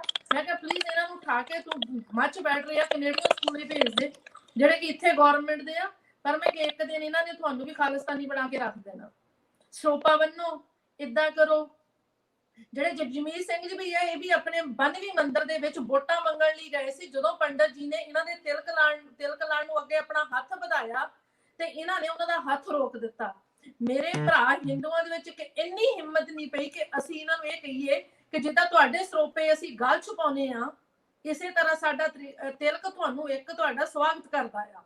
ਰਾਈਟ, ਨੋ ਕੁਛ ਨਹੀਂ ਬੋਲਿਆ ਉੱਥੇ ਦੇ ਪ੍ਰੈਜ਼ੀਡੈਂਟ ਨੇ। ਉਹਨਾਂ ਦੀ ਆਓ ਭਗਤ ਕੀਤੀ ਤੇ ਉਹਨਾਂ ਨੂੰ ਵੋਟਾਂ ਦੇ ਕੇ ਅੱਜ ਪਾਰਲੀਮੈਂਟ ਦੇ ਵਿੱਚ ਜਾ ਕੇ ਖੜੇ ਕਰ ਦਿੱਤੇ ਖਾਲਿਸਤਾਨੀਆਂ ਦੇ ਲਈ। ਇਹ ਚੀਜ਼ ਆ ਸਾਡੇ BC ਦੇ ਵਿੱਚ, ਕਿਉਂਕਿ ਅਸੀਂ ਬੋਲਦੇ ਨਹੀਂ, ਅਸੀਂ ਬੈਠ ਤੇ ਬੋਲਦੇ ਰਹਿੰਦੇ। ਮੋਰੇ ਜਦੋਂ ਅਸੀਂ ਆਨੇ ਆ, ਅਸੀਂ ਹਾਂਜੀ ਤੁਹਾਨੂੰ, ਹਾਂਜੀ ਅੰਸ਼ਾ ਜੀ, ਦੈਟਸ ਇਟ। ਇਹਨਾਂ ਨੂੰ ਹਾਂਜੀ ਕਹੋ, ਮੈਂ ਨਹੀਂ ਕਹਿੰਦੀ ਨਹੀਂ ਕਹੋ, ਪਰ ਇਹਨਾਂ ਦੇ ਜਿਹੜੇ ਤੁਹਾਡੇ ਉੱਤੇ ਤੁਹਾਨੂੰ ਟਿੱਪਣੀਆਂ ਕੱਸਦੇ, ਉਹਨਾਂ ਦਾ ਜਵਾਬ ਪਲੀਜ਼ ਜ਼ਰੂਰ ਦਿਓ। ਇਹਨਾਂ ਨੂੰ ਇਹ ਨਹੀਂ ਲੜ ਕੇ ਨਹੀਂ ਦਿਓ, ਪਿਆਰ ਨਾਲ ਹੀ ਦੇ ਦਿਓ। ਮੈਂ ਆਪਣੇ ਕਈ ਫਰੈਂਡਾਂ ਨੂੰ ਰੋਕ ਦਿੱਤਾ ਕਿ ਤੁਸੀਂ ਮੇਰੇ ਨਾਲ ਮੋਦੀ ਦੇ ਮਸਲੇ ਤੇ ਜਾਂ ਕਿਸੇ ਵੀ ਤਰ੍ਹਾਂ ਦੀ ਗੱਲ ਨਹੀਂ ਕਰਦੀ। ਮੋਦੀ ਜੀ ਇੰਡੀਆ 'ਚ ਜੋ ਕਰਦੇ ਉੱਥੇ ਕਰੀ ਜਾਣ, ਪਲੀਜ਼ ਤੁਸੀਂ ਕੈਨੇਡਾ ਦੀ ਸ਼ਾਂਤੀ ਨਾ ਮੈਂ ਕਿਹਾ ਖਰਾਬ ਕਰਿਆ ਕਰੋ। ਰਾਈਟ, ਕਿਉਂਕਿ ਇਹ ਬੱਚਿਆਂ ਦੇ ਨਾਲ ਮੈਂ ਸਹਿਮਤ ਹਾਂ ਗੌਰਵ ਭਈਆ ਦੇ ਨਾਲ, ਕਿਉਂਕਿ ਮੇਰੀ ਫਰੈਂਡ ਦੇ ਨਿਆਣੇ ਦਸ਼ਮੇਸ਼ ਸਕੂਲ ਜਾ ਰਹੇ ਆ ਜਿਨ੍ਹਾਂ ਦਾ ਬ੍ਰੇਨ ਬਿਲਕੁਲ ਵਾਸ਼ ਕੀਤਾ ਜਾ ਰਿਹਾ ਆ ਕਿ ਉਹਨਾਂ ਨੂੰ ਇਹ ਸਿਖਾਉਂਦੇ ਆ ਖਾਲਿਸਤਾन खालिस्तान तो खालिस्तान।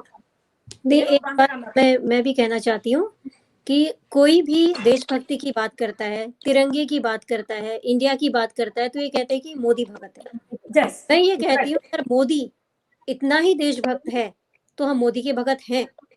और मोदी कोई देश नहीं है, कोई राष्ट्र नहीं है, हम अपने भारत के भगत हैं। आज मोदी है, कल दूसरा आएगा, जो अच्छा काम करेगा हम उसके पीछे जाएंगे, लेकिन भारत के जहां से हम पैदा होके आए हैं हमेशा उसके ऋणी रहेंगे और जिस देश में हम खा रहे हैं उसके भी ऋणी रहेंगे। हम दोनों के गुण गाएंगे और हमें कोई नहीं रोक सकता इस बात के लिए, ये हमारा जन्म सिद्ध अधिकार है। yes, it's right. आरिफ भाई, मैं एक लास्ट लाइन ऐड करना चाहूंगा अपने सेंटेंस में कि हमने कैनेडियन सिटीजनशिप ली है, हम कैनेडियन सिटीजन्स हो गए हैं आजकल। हमने अपना देश बदलाया, अपना खून नहीं बदलाया, खून हमारा अभी भी हिंदुस्तानी है और हम वहाँ के लिए अभी भी जीते हैं। मतलब ये हमारा, हम उसके बारे में नहीं सुनते। जो एस्टैब्लिशमेंट है, जो अच्छा काम कर रहा है, हम उसके फेवर में है, हम मोदी के फेवर में नहीं है। हम तो जो भी अच्छा काम करेगा, कल मोदी अच्छा काम नहीं करेगा हम उसको हटाएंगे तो दूसरे को लाने के लिए सपोर्ट करेंगे। बट अगर आप ये कहते हो कि हम भगत हैं, हम आरएसएस वाले हैं, हम संघी हैं, हम गोदी मीडिया हैं, we are not. We want to tell the truth, please understand, हम आपको सच बता रहे हैं। जी जिगर भाई, मुझे पता अभी जिगर भाई ने कुछ उनको मौका नहीं दिया गया, मैं बहुत क्विकली बोलूंगा सो दैट जिगर भाई को मौका मिले। मैं सिर्फ आपका एक प्रश्न आपने पूछा था कि नमस्कार, हम क्या करें, हम क्या करें, मतलब हमें पता है प्रॉब्लम क्या है, हम करें क्या। मेरे पास कोई, मैं इतना विद्वान नहीं हूं कि मैं पूरा सोल्यूशन बता सकूं, बट जो मेरे दिमाग में आता है मैं ये बताना चाहता हूं कि जो हम इस समय कर रहे हैं, एजुटेशन कर रहे हैं, इट इज वेरी गुड, इसकी जरूरत है, मगर हमें इस एजुटेशन अप्रोच के बियॉन्ड जाना है। हमें अगर लॉन्ग टर्म सोल्यूशन अब इन प्रॉब्लम्स का ढूंढना है तो हमें पावरफुल संगठन बनाने होंगे। कोई जरूरी नहीं कि एक बने, कई लोग बना सकते हैं। हमें स्कूल सिस्टम में घुसना है, हमें इंडियन लैंग्वेजेस को प्रमोट करना है, उसके लिए सपोर्ट करना है। अगर हो सके तो अगर पैसा खर्च करके पॉलिटिशियंस को देके या स्कूल बोर्ड को देके अगर हम हिंदी स्कूलों में शुरू करना चाहें तो वो करना चाहिए। हमें पॉलिटिकल सिस्टम का हिस्सा बनना है। अगर आज हम इतने असहाय फील कर रहे हैं तो उसका कारण ये है कि हमारे अपने रिप्रेजेंटेटिव वहां कोई नहीं है, हमारे अपने रिप्रेजेंटेटिव वहां कोई नहीं है, और जो लोग वहां बैठे हैं उनको पता नहीं है कि हिंदू नाम का भी कोई जानवर है जो कि यहाँ पर रह रहा है, सिग्निफिकेंटली कंट्रीब्यूट कर रहा है सोसाइटी को, मगर उसको इस समय दबाया जा रहा है। तो हमें, मैं जो आपके प्रश्न का जवाब देते हुए कहना चाह रहा हूँ, education is good, that is the immediate need, but उससे ज्यादा इस चीज की आवश्यकता है कि हमें लॉन्ग टर्म में ऑर्गेनाइज होने की जरूरत है, फंड्स जमा करने की जरूरत है, to get involved in political economic system of the country we live in, so that we have handle over the levers of power जिनके थ्रू हम अपने हक मांग सकते हैं। Thank you. जी जिगर भाई, आप काफी देर से सुन रहे हैं, तो बताइए आप इस सारे गुफ्तगू से आपने क्या, आप वहाँ पे एक्टिवली पॉलिटिक्स, मैनेजमेंट पॉलिटिक्स में भी हैं, तो बताइए हमें कि आपका क्या इनपुट है। सबसे पहले नमस्कार सबको। मेरा इंटरनेट कनेक्शन थोड़ा स्लो है, आई गेस कनेक्शन आ नहीं रहा है बराबर। और दूसरी एक बात, आई हैव रिसेंटली मेरी सर्जरी हुई है यहाँ पे गले की और टंग की, तो मैं ज़्यादा नहीं बोल सकूँगा, लेकिन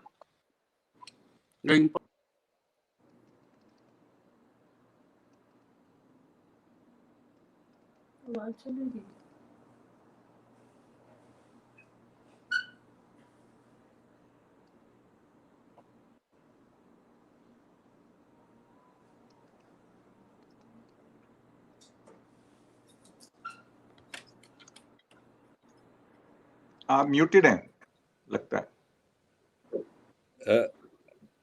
जिगर भाई का कनेक्शन शायद, हेलो, जी जी कनेक्शन प्रॉब्लम, वन सेकंड। जी जिगर भाई। तो जगमीत को पहले तो मैं ये मैसेज देना चाहता हूँ कि जगमीत, तू लीडर कनाडा का लीडर है। सबसे पहले एनडीपी पार्टी का जो यूज कर रहा है, तुझे ऐसा कोई राइट नहीं दिया गया कि तू सभी सिखों को लेके खालिस्तान का झंडा लहरा के अपनी मनमानी करे। और उसी वजह से मैंने यहाँ रजाइना युवान से एनडीपी से लास्ट टाइम इलेक्शन लड़ने के बाद I think Jigar bhai's connection has dropped. Ron, any concluding remarks from you? Yeah, well, one of the things what I do usually is I think we need to work with non-Indian community, because this is a problem that doesn't just affect somehow us, I'm not getting it affects connection Canadians, properly. right? And so that's something we need to do. We need to reach out to them, and I continuously deal with, you know, non-Indians pretty much to talk about a lot of these issues. Some of the people that I deal with are in so-called are in patriot groups, and some of them are falsely called white supremacists, which most of them are not, right? But I'm gonna be uploading stuff on risecanada.com, and you can see a lot of the videos of things that we've done over the years, and you'll see a lot of stuff in terms of some of the rallies and some of the events I've held with other people in terms of deterring Khalistani Sikh terrorism, Islamic extremism, and you'll get an idea of what needs to be done, I think. Sushil ji, any concluding remarks? जी हाँ, मैं Canada की politics को काफी closely monitor कर रहा हूँ। तो actually में हो क्या रहा है कि कनाडा एक छोटा मुल्क है अमेरिका के बगल में, और कनाडा एक डेमोक्रेटिक कंट्री है, और एक डेमोक्रेटिक कंट्री को अदर डेमोक्रेटिक पार्टनर्स चाहिए होते हैं। अब कनाडा का जो सबसे बड़ा जो ट्रेड पार्टनर है वो है अमेरिका और चाइना। चाइना का बहुत बड़ा इन्फ्लुएंस है कनाडा के अंदर, बहुत पैसा है, पर चाइना जैसे कि हमें पता है एक डिक्टेटरशिप है, वन पार्टी सिस्टम है। चाइनीज कम्युनिस्ट पार्टी जो है वो बेसिकली एक नाजी पार्टी की तरह काम करती है, वहां डेमोक्रेसी नहीं चलती है। तो चाइना के साथ उनका बन नहीं रहा। अब दूसरा सबसे बड़ा पार्टनर कौन आया? इंडिया, क्योंकि इंडिया दुनिया की सबसे बड़ी डेमोक्रेसी है, हमारा इंग्लिश कॉमनवेल्थ की हमारी हिस्ट्री है, तो काफी चीजें हमारी मिलती जुलती हैं। तो एक नेचुरल पार्टनरशिप फॉर्म होती है। चाइना, पाकिस्तान और खालिस्तानी जो लोग हैं ये नहीं चाहते कि ये जो नेचुरल पार्टनरशिप है ये फॉर्म हो। तो हमारी ड्यूटी है not only as Hindus, not only as Indians, but also as Canadians, क्योंकि हमें कनाडा को प्रोटेक्ट करना है। कनाडा एक डेमोक्रेसी है, चाहे कितने भी फ्लॉ हो फिर भी बहुत सुंदर देश है, बहुत अच्छे लोग हैं, बहुत ही प्यारे लोग हैं, और ज्यादातर सभी लोग एग्री करेंगे हमें यहाँ पर प्रॉब्लम नहीं है। जो कैनेडियन लोकल लोग हैं हमें उनसे प्रॉब्लम नहीं है, उन्होंने हमें यहाँ पर राइट्स दिए हैं, हम अपना रिलीजन फॉलो कर सकते हैं, हम जो चाहे वो बोल सकते हैं, हम बिजनेस खोल सकते हैं, हम पासपोर्ट ले सकते हैं, अपने बच्चों को सिटीजनशिप दे सकते हैं, शादी कर सकते हैं, हम सब कुछ कर सकते हैं। तो कनाडा और इंडिया एक नेचुरल एलाय है, और जो ये खालिस्तानी फोर्सेस हैं, इस्लामिक फोर्सेस हैं, और जो ये चाइनीज कम्युनिस्ट पार्टी है जो कि बैकडोर से काम कर रहा है, ये नहीं चाहते कि ये दो देश एक हो, और उसकी वजह से ये हिंदुओं को इंटिमिडेट करते हैं, ये कैनेडियंस को इंटिमिडेट करते हैं कि तुम व्हाइट सुप्रीमेसिस्ट हो, रेसिस्ट हो। तो हमें यहाँ पे जो लोकल कैनेडियन लोग हैं उनके साथ पार्टनरशिप बनानी पड़ेगी, हमें एक्टिवली पॉलिटिक्स में पार्टिसिपेट करना होगा। पैसे कमाने के टाइम बहुत मिलेंगे, मस्ती करने के टाइम बहुत मिलेंगे, बट अगर अभी हम एक नहीं हुए, हम पॉलिटिक्स में एक्टिवली पार्टिसिपेशन नहीं किया, तो आने वाली कौम हमें माफ नहीं करेगी। Vinay ji, any concluding remarks, please? Actually हम लोग को तो मतलब कि हम लोगों ने कभी सिखों और हिंदुओं में तो डिफरेंस समझा ही नहीं था। और मैं यहाँ पे जैसे टैक्स का बिजनेसेस करता हूँ, तो मैंने काफी लोगों को मैंने टैक्स का ट्रेनिंग दिया, और उनमें सिख ज्यादा थे, सिख लोग ना ज्यादा थे। तो लेकिन आज के दिन में इनको जो यहाँ के पॉलिटिशियंस लोग हैं, जो अपने वोट बैंक के लिए इनका ब्रेन वॉश कर रहे हैं, इनको ये खालिस्तान का उनको दिखा रहे हैं कि भाई ड्रीम दिखा रहे हैं, तो उसके वजह से ये सिचुएशन यहाँ पे खराब हो रही है।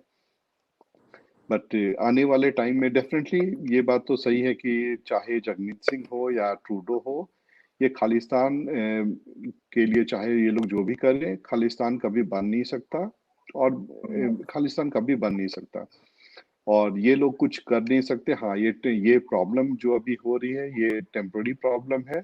I don't think it will be in long term, but हाँ, हिंदुओं को, अगर हिंदू लोग एक नहीं होंगे तो yes, definitely this can be a long term problem. तो हम लोग को यही है कि सारे हिंदुओं को सब एक होना है, एक हो करके अपनी बात को प्लेटफॉर्म पे रखना है, सो दैट, और एक दूसरे को सपोर्ट करना है।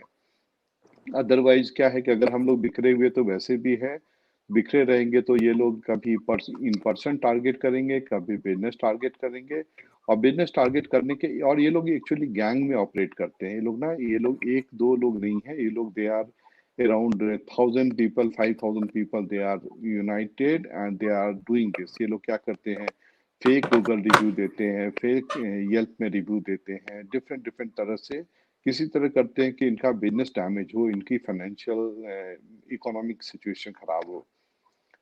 तो हम लोग को यही है कि यूनाइट होके रहना है और एक दूसरे को सपोर्ट करना है। नहीं तो ये सभी कोई जानता है, रवि जी भी ने जैसे बताया कि कश्मीर से सारे हिंदू चले गए, तो हम लोग तो इंडिया से यहाँ पे आए हैं, फिर यहाँ से कहाँ जाए? ये लोग तो टेक्स्ट कर रहे, थ्रेट दे रहे हैं कि भाई आप कनाडा छोड़ दो। मुझे इन्होंने टेक्स्ट किया कि कनाडा छोड़ दो, तो भाई हम इंडिया छोड़ के आए हैं कि यहाँ छोड़ के फिर कहाँ जाएंगे, और कब तक ये छोड़ के भागते रहेंगे? जैसे कश्मीर से लोग भागे, तो आज के दिन में डिफरेंट जगह पे हैं, और वो लोग मतलब कि कहीं भी कश्मीर वापस नहीं जा सके। तो हम लोग तो छोड़ के भागने वाले में से है नहीं यहाँ पे। जो भी है, जैसे भी है, हम लोग एक दूसरे हिंदू का सपोर्ट करेंगे, और हम लोग अपने राइट्स के लिए खड़े होंगे यहाँ पे। Thank you, Vinay ji. Neema ji, any concluding remarks, please? जी, मैं यही कहूंगी कि जो ये सब चीजें हो रही है, ये मुट्ठी भर लोग कर रहे हैं, और ये अच्छे लोग नहीं हैं। हम सबको समझने की जरूरत है, और एक साथ इकट्ठा होकर के इसका सामना करने की जरूरत है। बहुत बुद्धिमानी से, हम किसी को हर्ट नहीं करना चाहते, किसी को परेशान नहीं करना चाहते, लेकिन हम अपने आप को भी सेव करना चाहते हैं। हम कोई चीज नहीं है कि ये इस्तेमाल कर ले और हमें फेंक दें, यहाँ से भाग जाओ, निकल जाओ बोले। तो हमें ये दिखाना है कि हम हवा के वो झोंके नहीं है जो रुख से बदल जाएंगे, हम वो हैं जो रुख को बदलते हैं। तो हम सबको एक साथ मजबूती से मिल करके इस दिशा को बदलना है, और मैं इसके लिए तैयार हूँ। Gaurav ji, any concluding remarks, please?